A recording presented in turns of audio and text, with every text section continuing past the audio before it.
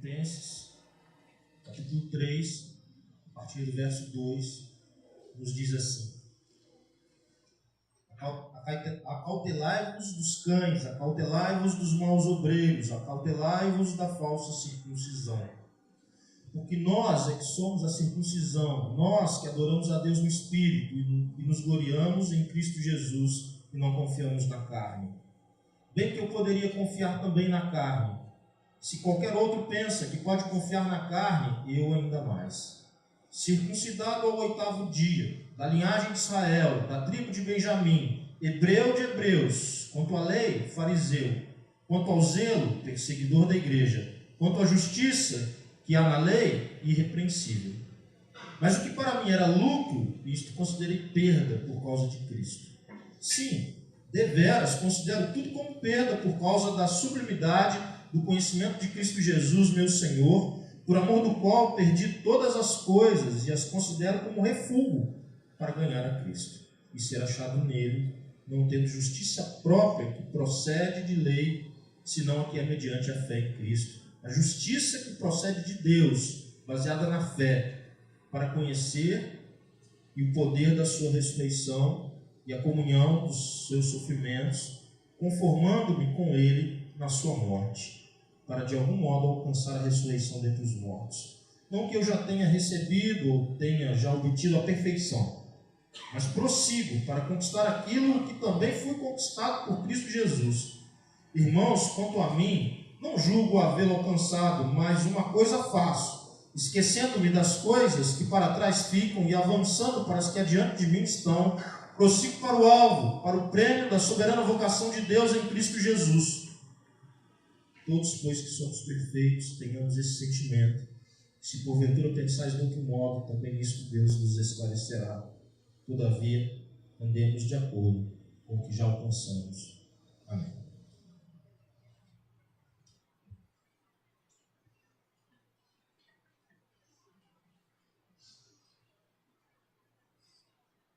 Amados, hoje eu quero compartilhar com vocês sobre prosperidade espiritual.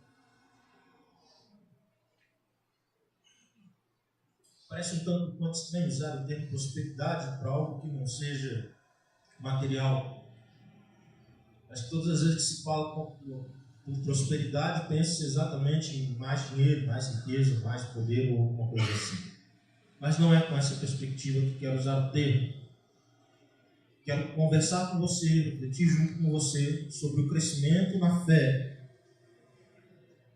tendo por base esse texto do apóstolo Paulo.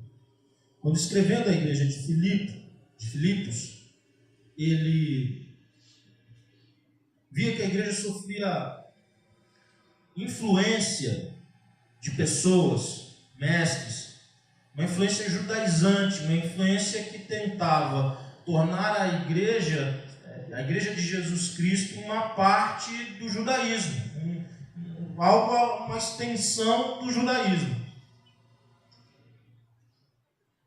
E primeiro, então, ele vai colocar as suas credenciais. Em primeiro lugar, ele vai se colocar aqui, a partir do versículo 2, 3, na verdade, ele vai dizendo que a verdadeira circuncisão é aquela em que as pessoas adoram a Deus no Espírito, gloriam-se em Cristo e não confiam na carne. E para que a palavra dele tivesse mais peso dentro do público judaizante, ele vai dando as suas credenciais. Ele vai falando aqui quem ele era. E quem ele era de causar inveja nas pessoas.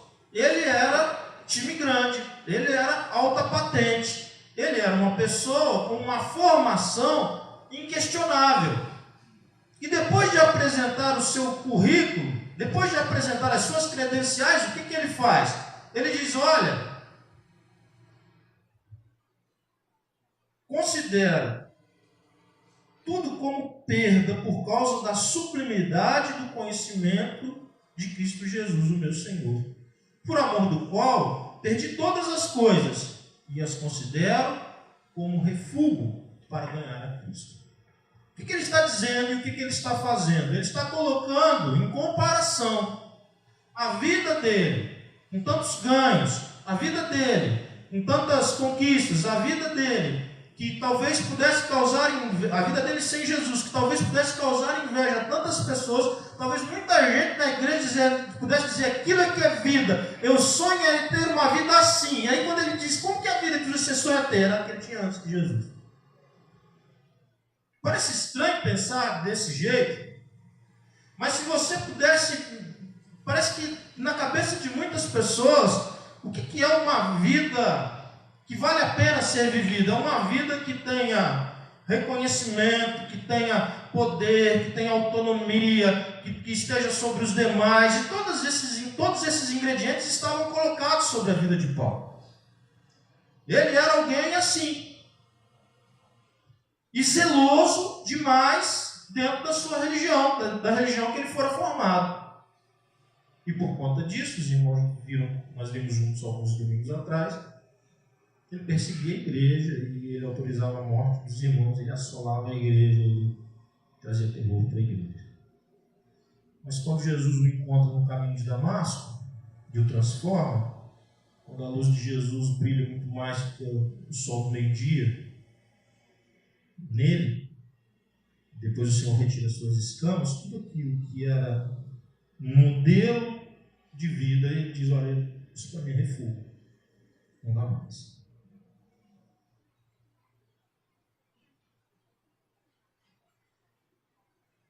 Tendo isso como fundo, irmãos, eu quero olhar mais detidamente, porque ele trata a salvação aqui como um processo de desenvolvimento.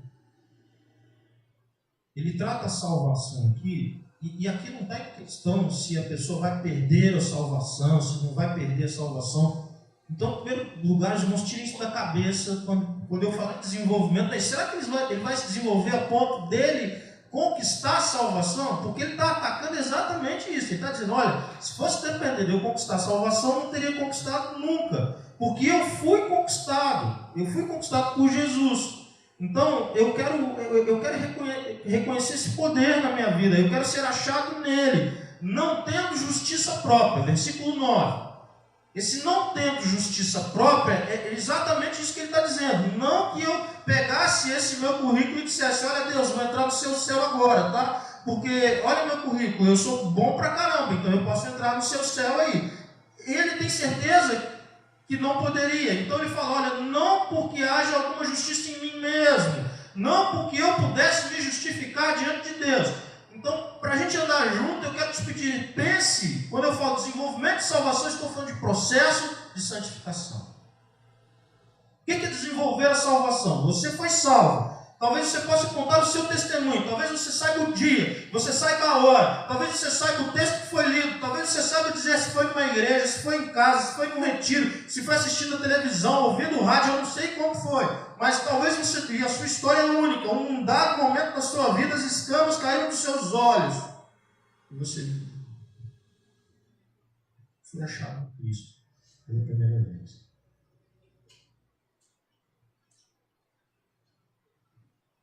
Depois desse dia em diante, prosperidade espiritual, é para onde eu vou agora, para onde Deus vai me levar, quais são os meus propósitos, os meus projetos com Deus, quais são os alvos que eu tenho. Se eu te perguntar quais são os seus alvos profissionais, você saberia me dizer? E aí? Consegue dizer, talvez para esse ano, o que você gostaria? Talvez para os próximos 3 anos, o que você pensa? Se eu te desse uma folha para anotar e uma caneta, você conseguiria anotar algumas coisas? Se eu perguntasse para você ainda sobre sua família, quais são os propósitos que você tem? Seu casamento, para a criação dos filhos, o que você escreveria ali? Quais são os seus projetos familiares? Mas quando eu pergunto sobre o seu desenvolvimento espiritual, o que você poderia me dizer? Quais são os seus planos? Em que projeto você tem trabalhado a sua vida para ascender, para crescer, para avançar espiritualmente?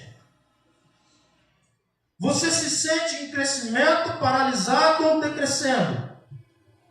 Você é mais maduro, mais capaz de enfrentar situações difíceis que antes? Você é mais capaz disso ou menos capaz? Você caminha mais perto de Deus ou mais distante de Deus? Ou você caminha querendo caminhar com Jesus de longe? Isso que a gente está falando. Quando eu falo de desenvolvimento da salvação, é sobre isso que eu quero falar. Eu percebo que pessoas que definem um projeto de vida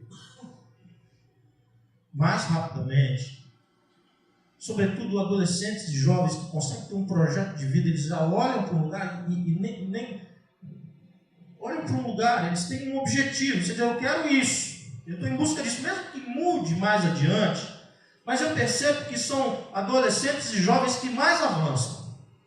Eles têm um lugar para chegar. Eu percebo que os casamentos que passam melhor pelos momentos difíceis são os casamentos que as pessoas têm propósitos claros, propósitos definidos. Outro dia eu li uma pessoa lá do estado do Rio, ele compartilhou numa mídia social um aniversário de casamento, se eu não me engano, 25 anos.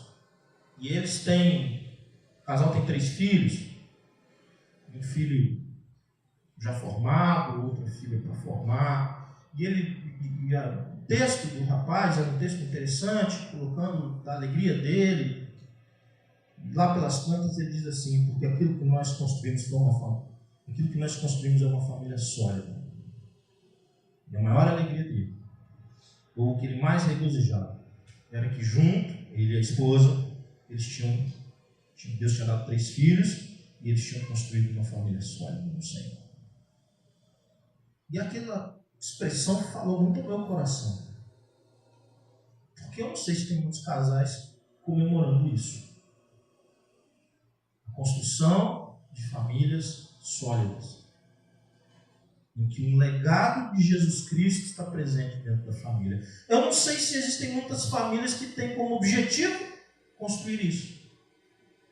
Que tem como objetivo não apenas comprar coisas, e que são legítimas, nem estou imaginando coisas que não sejam legítimas, mas será que nosso foco não fica muito que nós precisamos avançar e crescer e ter melhores resultados numa esfera que não é espiritual, que é apenas material? E aí a gente pode pensar numa casa própria, ou melhor, num apartamento maior, num carro melhor, numa situação de uma viagem tal, mais interessante, mais bonita, para mais longe.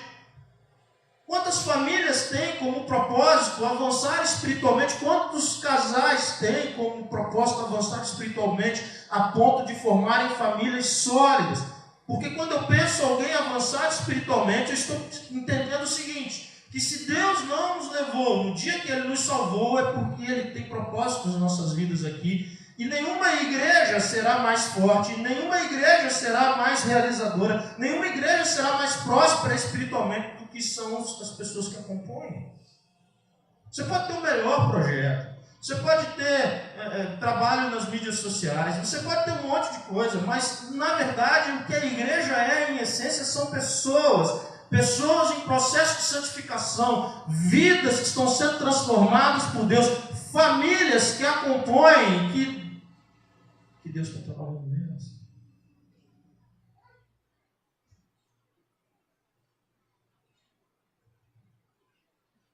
Lá no versículo 13, Paulo começa a dar uma dica de como a gente consegue isso. Ou de pelo menos como ele praticava isso. Como que Paulo fazia para crescer espiritualmente? Como que Paulo fazia para prosperar espiritualmente? O Paulo, que a gente olhou outro dia, lá da estrada de Damasco, e depois vindo para Jerusalém, era ele foi crescendo. E quando ele chega ao final de sua vida em Roma, ele é muito mais robusto, ele é muito mais capaz. Deus foi confiando a ele responsabilidades ao longo da sua vida. E ele foi crescendo e buscando novas responsabilidades. E ele foi amadurecendo como pessoa, ele foi amadurecendo no relacionamento com o Senhor. Ele foi crescendo e influenciando outros, ao ponto de chegar no final da vida e dizer o quê? Que ele havia combatido um bom combate. O que mais? Completado a carreira. Ele não abandonou a carreira, ele completou uma carreira, um chamado, e guardou a fé. Por que guardar a fé, pastor? Porque no céu você não precisa ter fé não, filho. No céu é tudo face a face. O lugar de ter fé e a hora de ter fé é aqui. É no meio da batalha aqui. Enquanto a obra não foi completada na sua vida. Como que ele consegue isso? Ele dá uma dica nesse texto. Ele diz o seguinte, 13. Irmãos, quanto a mim não julgo havê-lo alcançado, mas uma coisa faço. Primeira coisa que ele fazia, esquecendo-me das coisas que para trás ficam. Sabe por que tem gente que não avança, não prospera, não cresce? Sabe por que tem pessoas que você não consegue confiar a ela a responsabilidade espiritual hoje e não vai conseguir confiar a ela daqui a 5 anos, daqui a 10 anos, porque ela é absolutamente do mesmo tamanho. Ela é absolutamente... Você pode colocar aquela coisa que a gente faz com criança, marca lá na porta, dá o risquinho. Você vai, daqui a 5 anos você marca. Se não tiver diminuído, você dê graças a Deus, porque ela vai estar com o risquinho no mesmo lugar. Um dos motivos por que tais pessoas não crescem é pela incapacidade de esquecerem aquilo que deveria ser esquecido. E tem muita coisa para ser esquecido. Você vai falar, pastor, mas é esquecer, assim, como é que é? É uma amnésia espiritual? Como que é isso? A ideia de esquecimento não é nesse sentido, mas são pessoas que permitem que o passado delas influencie completamente o seu presente. São pessoas que permitem que o passado ele invada o presente e determine coisas para o futuro. E um passado que nada tem a ver com Jesus. Relacionamentos que precisavam ter sido esquecidos, que não foram. Hábitos que precisaram ter sido esquecidos, que não foram.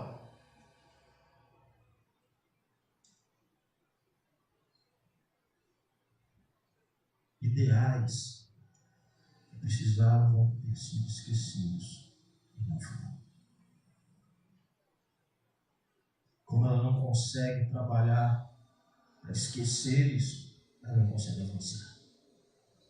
Gosto dessa passagem porque Paulo diz que Paulo poderia ficar olhando para trás, né? Ele tinha poder, ele tinha grana, ele mandava, todo mundo tinha que obedecer, ele tinha um monte de coisa, tinha gente para servir.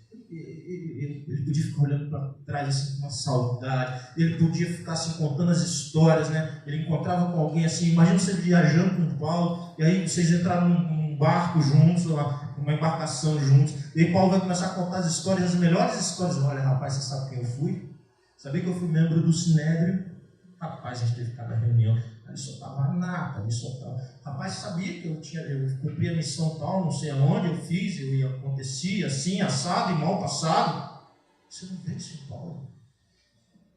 Porque ele entendeu que a maior conquista da vida dele foi ter sido conquistado por Jesus.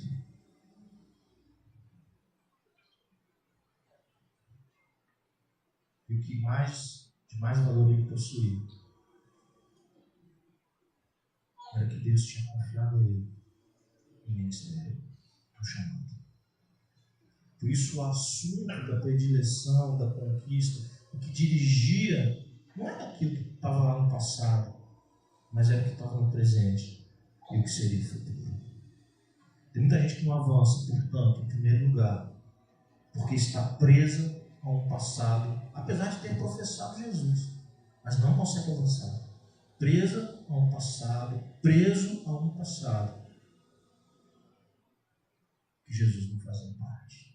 Segunda dica de Paulo, e o texto segue dizendo assim: esquecendo-me das coisas que para trás ficam e avançando para as que diante de mim estão.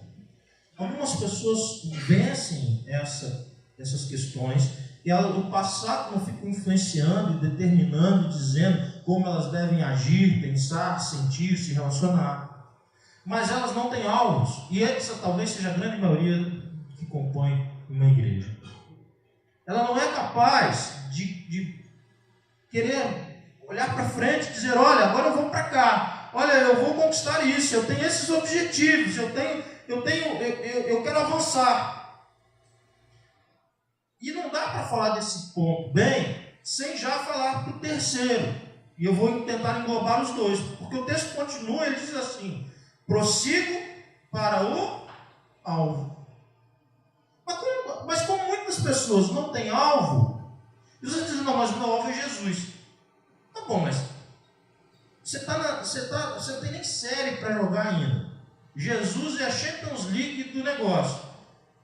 Você não está em campeonato nenhum, você não está em lugar nenhum. E Jesus é a Champions League. Para você chegar lá em Jesus, você tem que ter um projeto aqui, filho. Primeiro para você ganhar do time da sua rua, do time do seu condomínio, aí depois você ganha o citadino, aí depois você ganha o estado, aí depois você chega em Jesus. Ninguém chega em Jesus e fala assim: não, meu alvo é Jesus.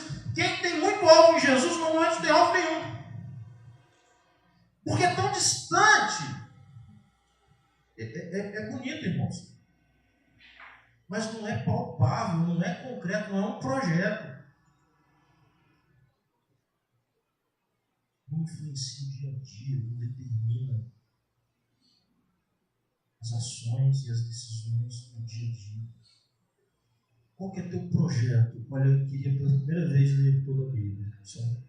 Como é que você está fazendo isso? Eu entrei agora, tem um aplicativo no celular, eu coloquei, ele está me ajudando muito por causa disso. Isso aqui tem trem de pouso, isso aqui toca o chão.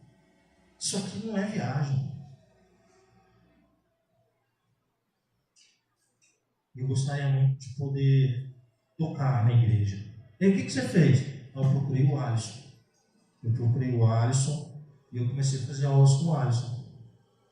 O Alisson é milagreiro, então conte com ele. Procure mesmo o Alisson, ele faz milagres. Então, se você está à espera do seu milagre, Deus já mandou aqui o anjo dele para te ajudar, para dar aquele empurrãozinho no seu milagre. Está aí o Alisson, que é prova viva disso. O outro Alisson, o Alisson e Alisson aqui, que não é o da Silva, também é a Alisson. Prova viva disso. O dia que essa criança tocou aqui na frente, sabe dessa? Não sei se você sabe. Aí tocando, aí tem a gravação, né? Parece assim, os melhores momentos da vida da pessoa vai entrar esse dia, Alisson, e você é um dos responsáveis por isso. Aí coloca assim: Jesus é muito lindo. Eu jamais esperava que isso fosse acontecer.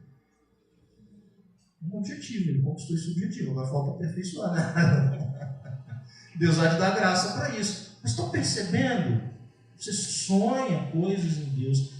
Eu tenho ouvido gente sonhar aqui na igreja, e eu estou louco que realize esse sonho, eu quero ajudar para que realize esse sonho. Algumas pessoas têm me dito o seguinte: pastor, eu quero pela primeira vez ganhar uma pessoa para Jesus. Aí eu pergunto: o tempo você tem no Evangelho? Ela responde com aquela carinha assim meio envergonhada: eu tenho tanto tempo.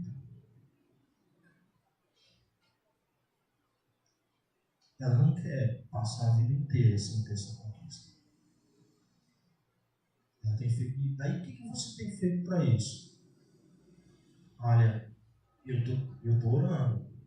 Lá na Operação André eu estou com os meus alvos. Olha, eu estou conectando pessoas. Olha, eu abri minha casa agora. Olha, eu comecei com a ajuda da irmã fulana de tal, do irmão fulano de tal. Nós estamos visitando o vizinho do andar de cima. Isso tem contato, isso muda dia a dia, isso tem influência. Por quê? Porque as pessoas estão avançando com um alvo em mente, um alvo espiritual. Quem não tem alvo não avança para lugar nenhum.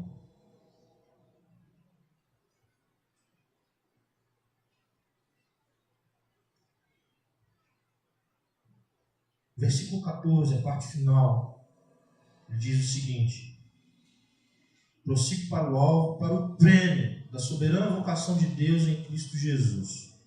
Todos, pois, somos perfeitos. É engraçado, Paulo, né? Paulo é um exercício para a nossa mente. Ele fala que está sendo aperfeiçoado. Ele depois diz: não, mas todos nós somos perfeitos. O que ele está querendo dizer com ser perfeito aqui? Salvo.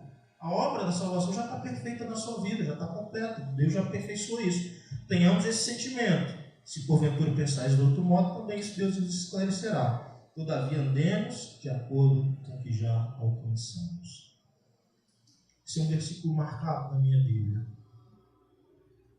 Muitas vezes nós pensamos assim, irmãos, se Deus me desse isso, ou fizesse aquilo, ou acontecesse tal coisa na minha vida, aí eu ia, pontinho, pontinho, pontinho.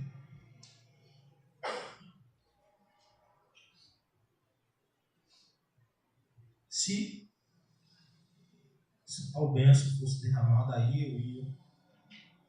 Por que você começa a fazer hoje o que você imagina fazer no dia que a bênção vier? O que te impede de começar a fazer hoje?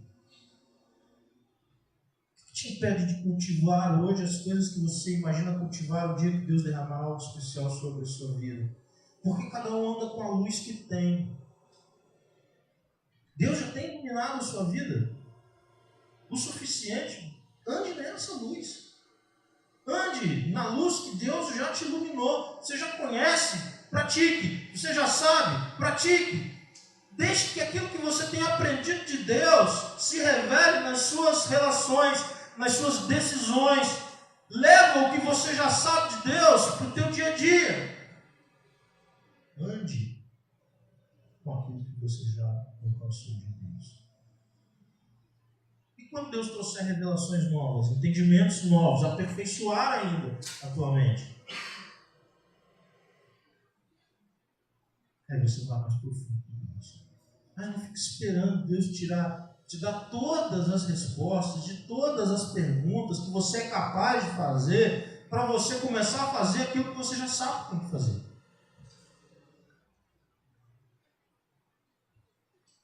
Muitas pessoas se paralisam porque elas imaginam que não podem partir se não tiverem todas as respostas.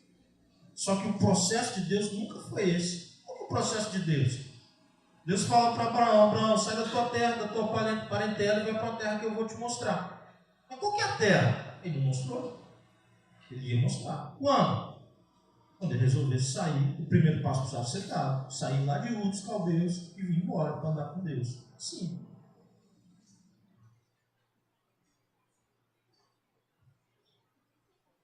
Abençoarei os que te abençoarem, amaldiçoarei os que te amaldiçoarem. Em ti serão benditas todas as famílias da terra. Que Abraão podia pensar uma coisa dessa, né? Um cara que não tinha nem descendência. Não tinha um descendente. O que algo poderia acontecer? Ele podia ficar pensando: acho que não vou sair daqui não. Esse Deus está meio doidão. Ele está falando que eu vou... a minha descendência será como a areia do mar, as estrelas do céu. Não, isso é bobeira. Isso não pode ser verdade. Então eu nem saio de Ur dos Caldeus, porque isso não entra na minha mente. Eu não sou capaz de responder isso.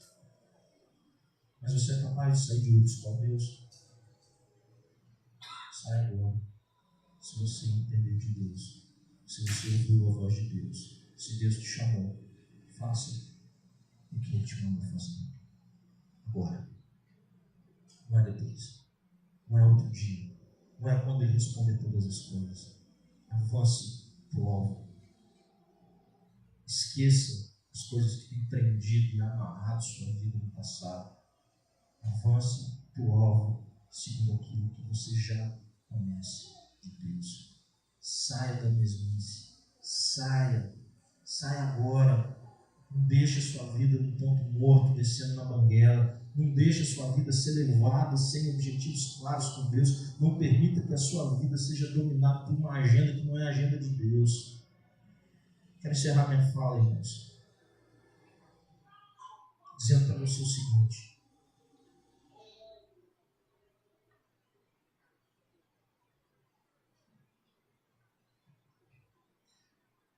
o processo de envelhecimento ele vai trazendo muitas limitações, e é óbvio isso, para uns mais, para outros menos, mas ele traz também muita clareza de coisas que são muito difíceis de serem percebidas enquanto jovens.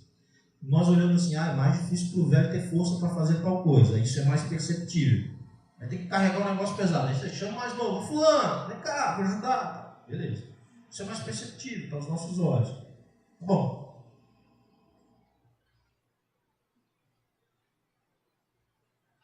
mas às vezes não é tão perceptível que quando a gente vive mais, e quando Deus coloca sobre, nós já passamos tantas coisas, e Deus já nos deu tanto, e nós conhecemos melhor as nossas fraquezas e limitações, e Deus colocou pessoas para nós cuidarmos, que é o que a vida faz conosco. Começa com pessoas cuidando de nós, depois, na teoria, nós deveríamos cuidar de nós, até que nós avançamos para o processo de cuidar de pessoas. E alguns vão dizer, se tudo der certo, essas pessoas serão as que vão cuidar de você. Mas o fato de cuidar de pessoas, invertendo a lógica inicial de que pessoas cuidavam de nós, nos aproxima do entendimento da vontade de Deus. Por isso que alguém diz assim, olha, em relação ao pai, filho, mãe, filho, quando você tiver seus filhos, você vai entender.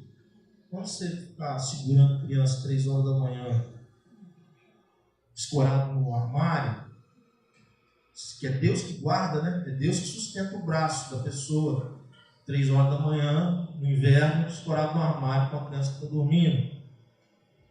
E por aí vai. Quando seu sono ficar picotado assim 5, 6 vezes, porque você está com uma criança com uma crise de asma em casa, talvez você entenda melhor algumas coisas. Quando você internar uma criança e elas entregarem a roupinha da criança para você e disser assim para você, fica tranquila, mamãe, está tudo bem. E aquela criança entrou, ela vai ser anestesiada, ela vai ser cortada. Quando você começa a passar por essas etapas da vida, muita coisa vai sendo revelada. E a principal revelação é que se Deus não tiver misericórdia, se Deus não sustentar, se Deus não fizer, não há quem faça. E hoje eu quero te desafiar, meu irmão, minha irmã. Você que já sabe tanto da Bíblia, você que já sabe tanto de Deus, você que já tem vivido, Deus já fez tanto na tua vida,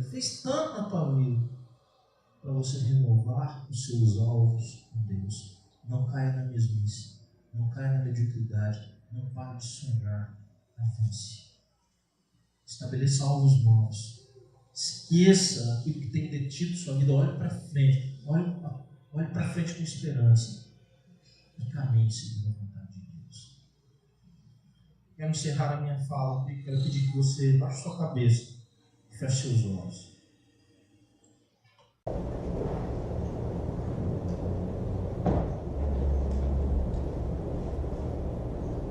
Talvez você tenha se identificado com a parte dessa reflexão em que Paulo disse que ele deixava o passado no passado.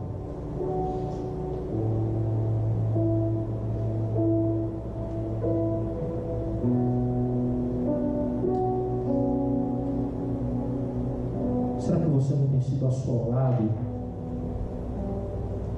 Será que o teu casamento, a criação dos teus filhos, o modo como você tem reagido ao seu marido, o modo como você tem reagido à sua esposa, não tem sido influenciado exatamente por questões do seu passado?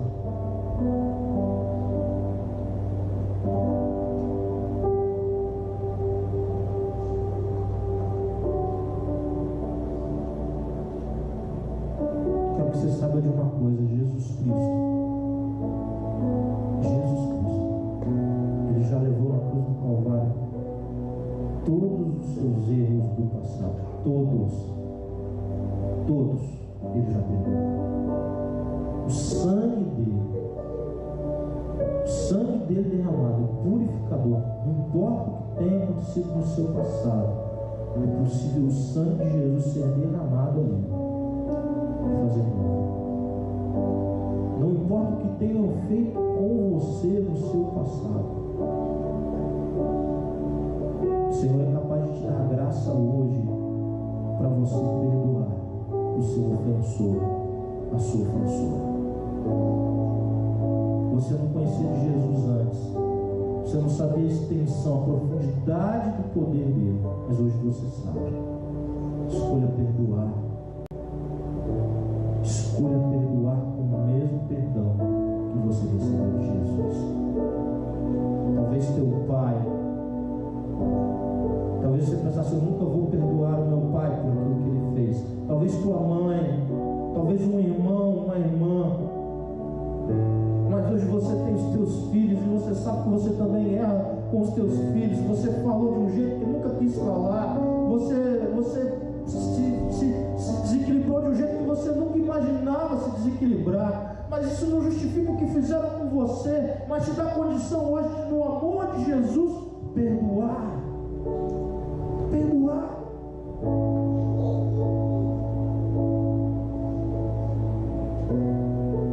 Talvez você não se perdoe. Talvez você não se sinta digno de receber o perdão de Jesus. Que bom que isso não está na tua mão. Porque mesmo que você não queira ser perdoado, mesmo que você diga: eu quero viver aqui, eu mereço a punição, a graça do Senhor Jesus encontrou a tua vida, irmão. A graça do Senhor Jesus encontrou a tua vida, meu irmão. Ele escolheu você, Ele elegeu você, Ele votou em você, Ele chamou você. Ele te diz: vem, você é minha, você é meu. Eu te escolhi, eu te remi e eu remi o teu passado. Para que você possa olhar para frente com esperança, para que você possa prosperar na fé, para que você possa assumir responsabilidades novas no reino, para que você possa ser usado como instrumento poderoso nas mãos de Deus para abençoar vidas, para que você possa ser um testemunho de Deus, em primeiro lugar entre os seus familiares, na sua casa, entre os seus, mas também diante dessa sociedade. Existe alguém aqui nessa noite que pode dizer: pastor, essa palavra encontrou lugar no meu coração, essa palavra é bendita na minha vida, pastor, porque Deus falou comigo. Existe alguém nessa noite que quer dar uma resposta, alguém que pode dizer assim: pastor, eu estou perdoando, eu estou entregando para Jesus, eu estou fechando essa porta que estava aberta por causa de Jesus. Levante suas mãos onde você estiver. Eu quero orar para você. Deus abençoe. Deus abençoe. Deus abençoe. Deus abençoe aqui no esquerdo. Deus abençoe. Deus abençoe. Deus abençoe a paz.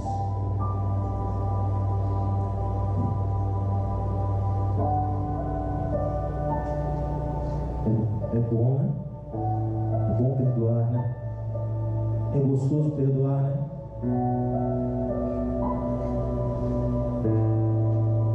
É maravilhoso entregar o peso para Jesus, porque os ombros dele são fortes, porque os braços dele são fortes o suficiente para carregar, e é por isso que foi ele que foi para aquela cruz, para que esse peso não ficasse mais sobre a sua vida.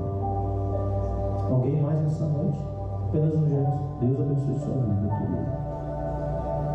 Deus abençoe tremendamente sua vida. Alguém mais?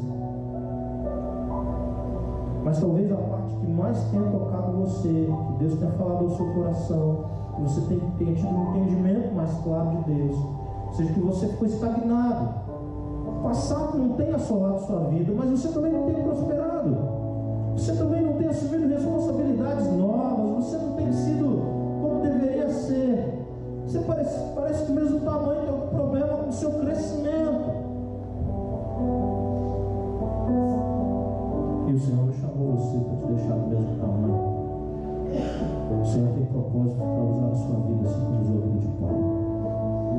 Talvez esse ponto tenha chamado você, e você esteja abrindo seu coração, dizendo para Deus: eu quero crescer.